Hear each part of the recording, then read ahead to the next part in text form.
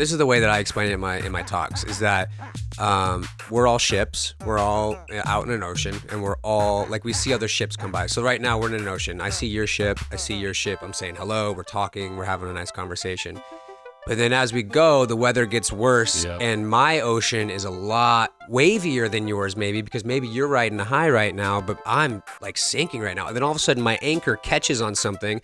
Maybe it's like I'm having a bad day because I got broken up with, or maybe my dad said something mean to me or some shit like that. Excuse me, can I cuss on this? Yeah. Okay.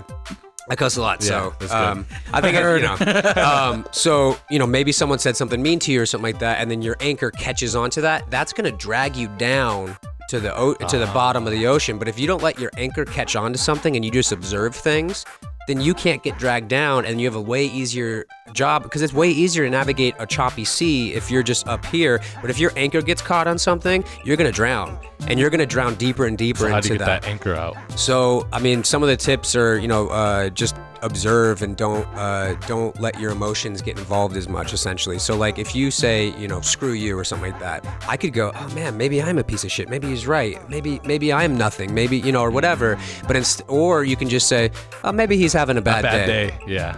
And maybe I did do something, and I can reflect on it and go, hey, you know what? I did do something, and I'm sorry I hurt your feelings or something like that. Man. And so it's tough because like every situation's different, and we are met with like thousands of these things almost every day, or hundreds at least. And so everything is a decision to go, how am I going to greet this? Am I going to greet it with positivity and light, or am I going to greet it with letting my anchor sink me down to the bottom of the ocean?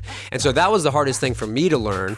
And I'm just getting to the hang of it. It's like maybe in the last couple years or so, because I'm a very emotional person. Like I was the kid that would cry about everything as a kid. Like I would, my birthday would be over and I would just start crying because, it was the best day or whatever. Happy tears though, right? Yeah. No, it was sad tears because I was so sad that it wouldn't happen again. It was over. And it was like little things like that. And so that's like, crazy. Like everything made me sad as a kid. And so even into adulthood where I would get emotional about everything, and I still do, but now I have an easier job of just like differentiating like what's worth this and what's not worth it, Yeah. And that's a tough thing to do. It's not easy by any means. So yeah, your depression's going to look different than my ocean, and my ocean's going to look different than your 100%. Depression ocean too. And so that's kind of the way that I make sense of it. And to make things easier, like I have a whole like list of things in my talks that I talk about. And one of them is something that you mentioned earlier, is that like always have something to look forward to. Yeah. If you have something to look forward to, it'll make things so much easier. Like if you say you have a family vacation booked for the end of the year,